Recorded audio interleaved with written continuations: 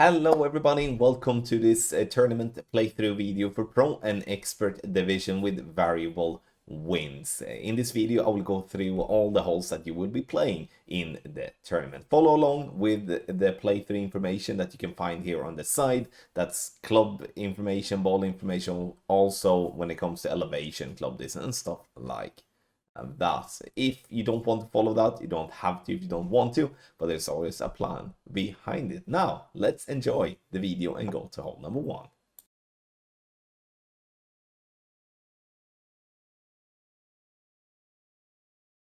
So for hole number one, this is a par 3 where an hole in one is very makeable, but you can see the green slopes a little bit left to right, right to left, in whatever way you wanna talk about it. I like to go for a rough pump here. That has become a new favorite approach of mine. The only thing that I make as a mistake here is that I'm leaving the ball guideline at the hole instead of leaving it short, because I do have a tailwind and we will be getting an extended ball guideline.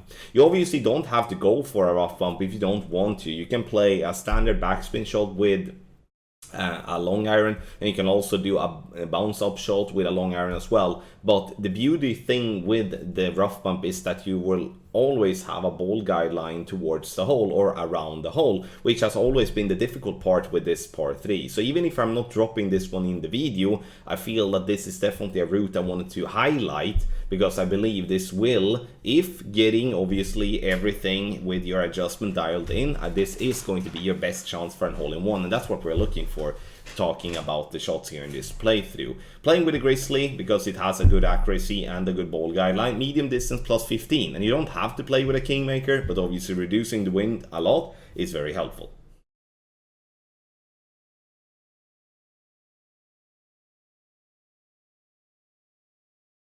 Hole number 2, the dry. Bullseye by the rough line at the top of +1 with extra mile level 9. Obviously a higher plus yardage with the lower level extra mile. So for an example, extra mile level 8 +2, extra mile level 6 and 7 is going to be +5. Now, once we have done this setup like that, 4.5 bar top spin, 2 left spin also, we're gonna adjust max +10 P5. And we are going to then go full curl to the left, even though extra mile level 6 has slightly less curl, and also, I mean, it's extra mile 7 and 8 has increments less curl than what extra mile 9 is. We are always going to go max curl. Slow needle, max OP, and this is also the reason why I decided to play with a power 5 ball here. You don't have to play with a berserker, you can play with any power 5 ball here. It's not, so you have that in mind. Ball rolls down nicely. We're looking to be somewhere between 365 and 375 yards. So on the second shot I decided to play with sniper, and even though I do have sniper level 10, you can play this one with sniper level 7 or better, because you will still be in plus yardage, especially if you are using a power 5 ball. So what I'm looking for here now is to use the plus yardage that I'm in, and I'm gonna use always one right spin, and we're going to use 0.7 bars of backspin. Ball guideline to be just right of the pin like that, slightly through the hole, and we are going to from here make an adjustment from +1 is going to be 100% slider with no elevation P5 numbers. And we are, when it comes to the other sniper levels, we are always going to use sniper 10 numbers in the app. Center the ball, hit perfect, and this will give you a chance, even though this is not a gimme whatsoever. This is one of the tougher and most boring par 5s that I do think we have in the game. Comes in and drops left side, but I'll take it for an eagle.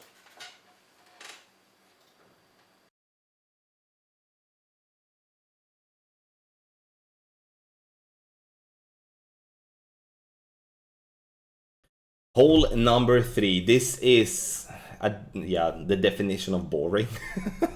This is not going to be a par 5 where we're going to see many albatrosses. The only way to see an albatross here would be if we do have a tailwind and we can, together with the new topspin boost balls, bounce into the rough and roll out on the other fairway. But if there is just a minor tailwind or a crosswind or any headwind, then we cannot reach over there. Doesn't matter what club you have and doesn't matter what ball you have. So then we're going to have to lay up, and if we have to lay up, we can't reach for the green in 2. So when having to lay up, I'm laying up with the rock or the quarterback, depends on what wind it is, but when it is a slight headwind, I'm laying up with the rock to give myself that extra power. Second shot is then going to be a cataclysm. Here you can lay up short, but it is recommended, if you have the power enough on your club, to try to get yourself to be before the bunker in the middle. And what I mean with getting before the bunker there in the middle is that we are then going to look to play a rough bump for the third shot. Yeah, we're not trying to push super hard to get up on the right, which was the way we used to do before. I'm not saying that's wrong, I'm just saying that this is a little bit easier, as we do give ourselves much more room for error. Now we're going to change in the info box here, and we're going to make a change that is like that. We're going to play minus 20, and we are going to change max to become mid. We're changing that to that, and then we're going to change club, and the club then is going to be Grizzly. So what I'm looking for here now on the third shot is that we're going to play a rough bump, as I've already said, and the rough bump is going to be a rough bump that is on the left side. And the reason we're playing on the left side, and you can see I'm using the B52, I will explain why I have the Grizzly there, is because there is a big funnel here rolling down towards the pin. However though, we need to have in mind that when it comes to this type of shot here, we are gaining a lot of speed while rolling up the hill. And with the new putter, it is very important that you are accurate. And the reason I suggest this type of shot now is because that funnel is massive. And if you're catching that, it's going to be a super simple way of locking in the eagle. However, if you're making mistakes and you're not accurate enough, then you might miss, and then the putt might not be as you would like. So that's something to definitely have in mind when playing this type of shot. You can see it rolls up there, turns around, and it rolls down towards the pin and rolls in the hole for a lovely eagle. Minus 20% elevation, and then it all depends on what type of club distance. It's normally very close to minimum distance if laying up to where it is there. But it is very important to try to find yourself with a check, so you don't go in blind on the third shot, because that's the difficult part, because we don't really have any references to play with.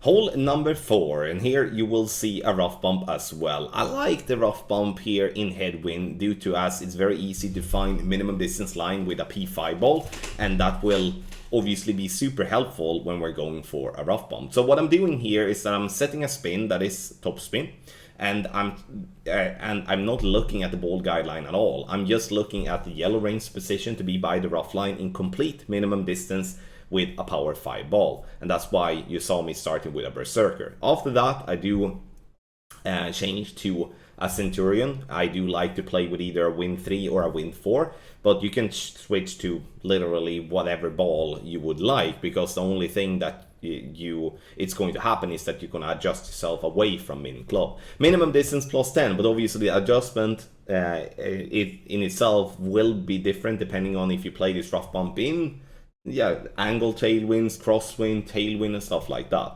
If you're not interested to go for the rough bump, which I believe is the best way to go for a hole-in-one consistently, at least in headwind, but then you can bounce on the fairway further back down, and that's not a bad route, but it's, in my opinion, more angle dependent. And I also think that especially now with the new putting and going for a bounce up shot like that, where you risk not going all the way up, you know, that might not be the best way to go.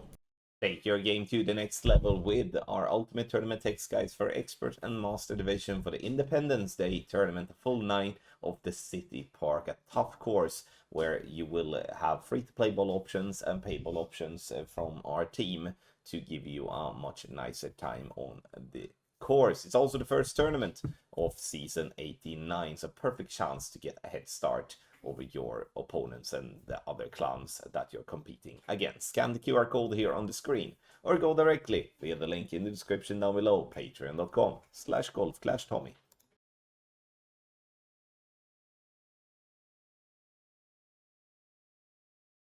Hole number 5. This is one of the easier holes of the City Park. Sure, it's bumpy, but when we are getting the drive correct over to a short iron, we're getting ourselves in a very nice spot to attack the pin. Very, very easy for an eagle, in my opinion. Here in Tailwind, it's perfect. We don't have to use any better ball than a power 3 ball. We start at max, using some top spin and also some right spin, because we do want to be close to the rough line on the left, but obviously not going into it.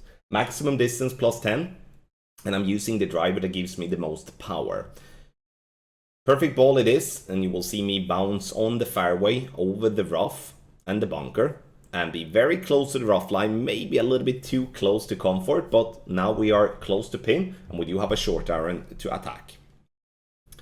Short iron here, it's all about finding a reference. We are playing a non-linear hole, which means if playing based on drive yardage is not smart, in my opinion. So having to find a pin check, fringe check, or a rings from min or something like that is definitely something that is very recommended. There is a little sticky spot up there where catching that spot will give you some room for error. But as you can see here now that I'm not really doing a rings from min. I don't have a check, which means that I'm going to have to make an educated guess on what type of club distance or what type of percentage of my club I'm playing in. And that's never something that is recommended, especially not in tournaments. Because in tournaments it's all about consistency, and then we do need those checks to be consistently dropping these type of shots, because this is, unfortunately, regardless what you think, this is going to be a par 4 where you're going to have to get an eagle if you're going to have any chance for a top spot.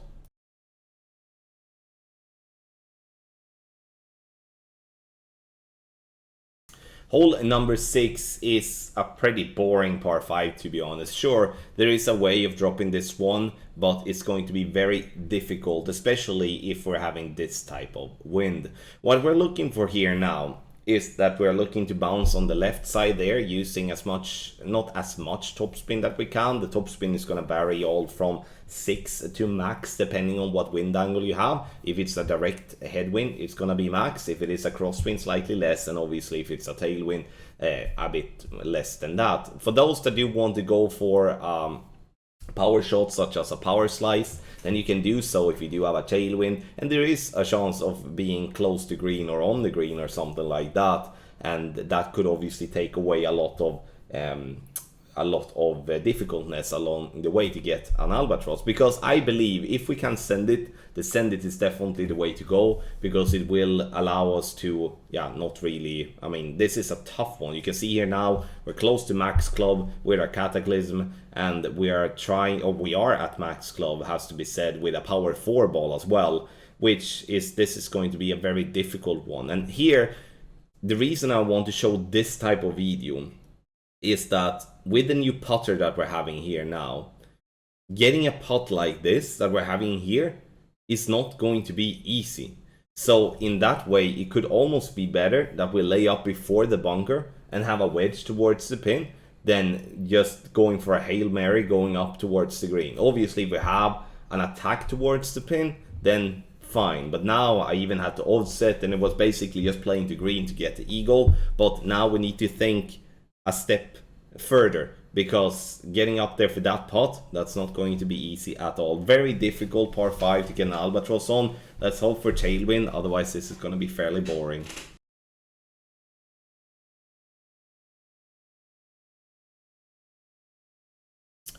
If the opportunity presents itself with a tailwind here, we're gonna send it, because this is not an easy par 4. if we cannot send it, because then we're going to have to lay up and we're going to have to deal with a lot of glitches that is around the green. So here I'm aiming for the left side of the fairway, meaning left side of the centered bunker and those rocks there, using top spin and using right spin. I just push up, and here I'm pushing up to max. There will be times, obviously, if you do have a higher wind, that you don't have to push up to max, which then makes for a much easier needle to handle. Max plus 10 is the adjustment, and you can see here now we're rolling through the rocks there on the right and on the left and getting ourselves to a wedge on the second shot. And honestly, the second shot cannot really be much easier than this, where we do have a straight tailwind. We're also then having wedge, which is the easiest club to hit perfect with. Here you can either go for a standard EB School by using no spin, or you can use a hybrid version of it like I'm doing here, or you can use max top spin and back up a little bit more. The important part, and the reason why I'm actually playing like a hybrid version, is due to the fact that there is a lot of glitches on that green, and I just want to ensure that I'm not going to find myself in a glitchy spot and have a dead bounce and then not going to have a shot for the pin.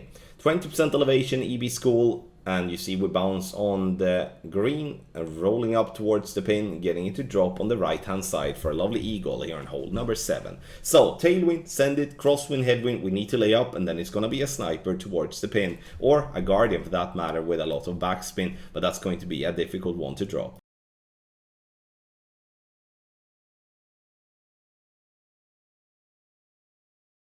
Alright, hole 8. Here I will explain why I'm going for a rough bump in the end, because it might not be the route you were thinking I was going to play. Start with any power 4 ball with Grizzly in your bag to find min line with your sniper. Top of the red ring to be by the edge of the rough line. 2.5 top spin, 3 left spin, so we're playing with a katana. So once I've found my spot with a power 4 ball, I'm switching to a katana. Favor 1159 with your pull angle, and this is going to be the angle that's going to call for 2 clicks of overpower. So this is one of the angles. We're going to have one angle where we're just going to center the ball. It all depends on how much headwind you're having of T. So adding the 2 clicks of overpower, you can see I'm just barely touching the arrows at the bottom. Adjustment is 1:1 plus 0.5, and it hits the rough. We go into the funnel and we roll slowly, and we're getting right at pin with a nice speed. So why do I go for a rough bump, and why don't I go for a max backspin shot with the Guardian? The reason I don't go with a max backspin shot with the Guardian is because on this green it's very easy to come with such a speed back from that slope that you will roll to have a difficult putt. The rough bump plays into a funnel first and foremost, which gives us a very good chance for a drop, but second of all, it always has speed that even if we would miss, we would have a super short putt for the birdie, and especially now with the new putter stuff, then that's very helpful.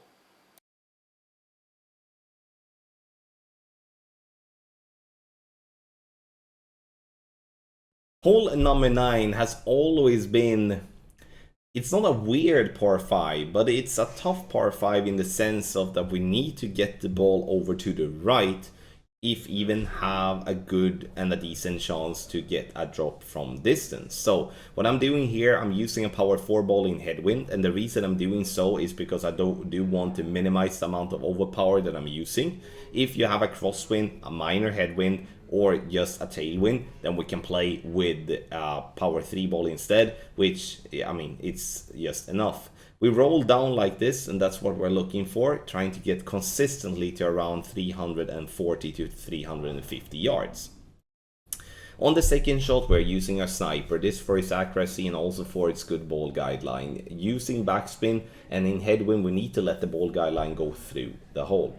The adjustment here will differ depending on what wind angle we have. Obviously with a headwind we have a compressed ball guideline, therefore we usually need more adjustment than what's listed, and also the reason why I'm missing on the left side. Using a little bit of overpower to compensate, I would personally rather compensate with less spins. But in the end, this is a way to attack. You can go for a rough bump close to green as well, kind of require a power 5 ball, but the bounce over with the sniper has usually been very consistent overall.